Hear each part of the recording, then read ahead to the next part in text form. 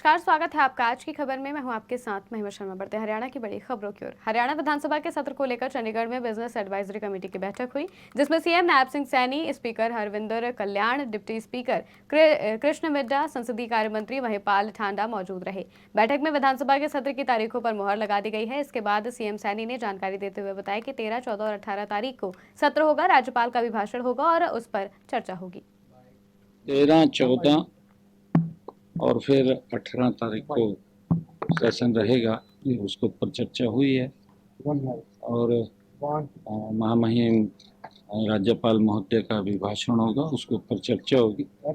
Supplementary business होगा, कुछ bill भी होंगे। देखिए, क्योंकि ये विपक्ष का अपना विषय है, किसको उन्होंने नॉमिनेट करना है, किसको नहीं करना है, उनका अपना विषय है। 3 दिन का अगर आवश्यकता पड़ेगी तो फिर देखेंगे। अभी 3 दिन का नहीं। देखिए, ऐसा क्योंकि उनका विषय है, मैंने कहा है कि ये हमारा विषय नहीं है, ये विपक्ष का उनका अपना इंटरनल मामला है। वो किसको नॉमिनेट करेंगे, किसको नहीं करेंगे। 13, 14 हरियाणा विधानसभा के सत्र को लेकर चंडीगढ़ में बिजनेस एडवाइजरी कमेटी की बैठक हुई। इस दौरान बातचीत करते हुए कांग्रेस विधायक गीता भुक्कल ने कहा कि आज बीएसी की बैठक हुई है, जिसमें स्पीकर, मुख्यमंत्री और हमारे सभी साथी शामिल हुए। उस बैठक में हमने मांग उठाई है कि 13 और 14 तारीख को होने वाले सत्र को आगे बढ़ाया जाए, क्योंकि 15 से 17 तारीख तक अवकाश है। 18 तारीख को सत्र फिर से शुरू होगा। देखिए, बीएसी की आज मीटिंग हुई है। इसमें माननीय स्पीकर महोदय, माननीय मुख्यमंत्री जी और सभी साथी उसमें थे। उसमें हमने ये मांग की है कि जो 13 और 14 तारीख का सत्र है, 15, 16, 17 की छुट्टी है और फिर 18 तारीख का सत्र है, ये बहुत ही कम है। समय अवधि इसकी बढ़ाई जानी चाहिए। और साथ ही साथ में 13 तारीख को महामहिम राज्यपाल महोदय का अभिभाषण है और उसी दिन ही वोट ऑफ थैंक्स की बात कही गई थी। तो हमने ये भी मांग कही है, क्योंकि इस बार नोटिफिकेशन जो है 15 दिन पहले नहीं हुआ, प्रश्नकाल नहीं हो रहा है, तो बहुत सारे हमारे सम्मानित विधायक साथी हैं जो चुनकर आए हैं, वो अपनी आवाज़ उठाना चाहते हैं, हल्के की आवाज़ उठाना चाहते हैं, प्रदेश के ज्वलंत मुद्दों की आवाज़ उठाना चाहते हैं। तो महामहिम राज्यपाल महोदय के अभिभाषण पर सभी साथियों को मौका मिले, इसको लेकर भी चर्चा इसमें रही है।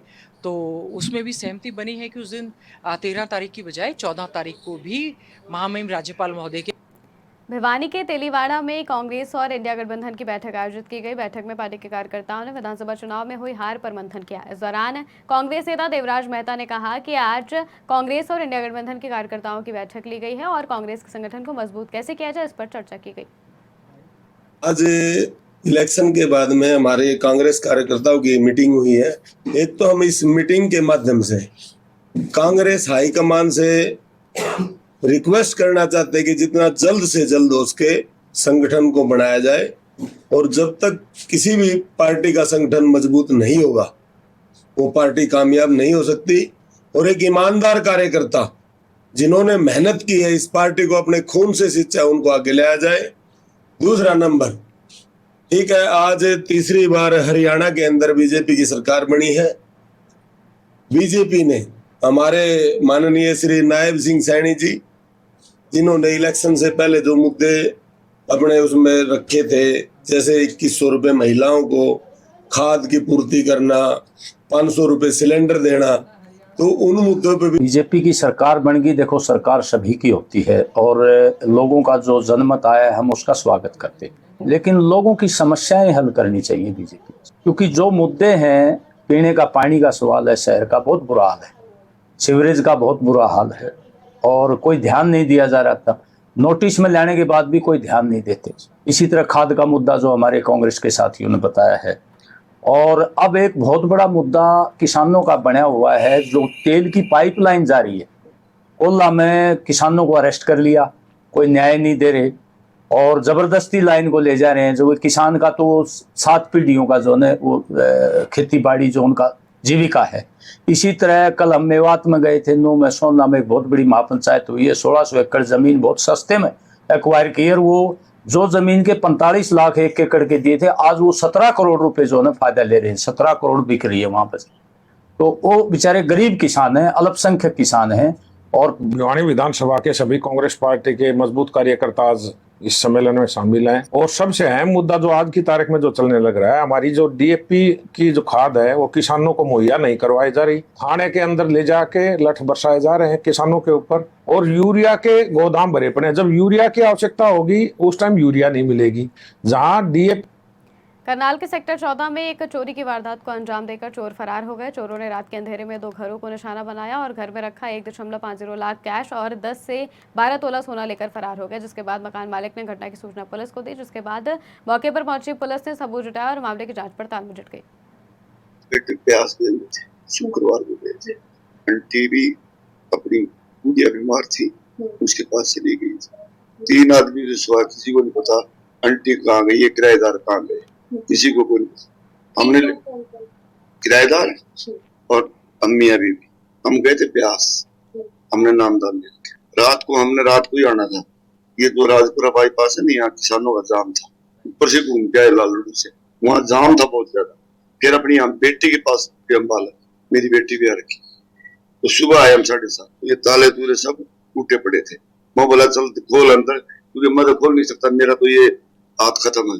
मैंने इसके लिए पैसे रखे थे 1,60,000, मुझे ऑपरेशन करवाना था हाथ का। तो जो है ना वो अब देखा तो अंदर ये हालत थी। प्यास में थे, शुक्रवार को गए थे।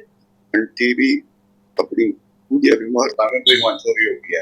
आगे देखा मौके पर फसल की टीम आई है, जांच जारी है। चोरी अभी तक इनको पूरा वो डिटेल दी है, जैसे देंगे हम कार्रवाई।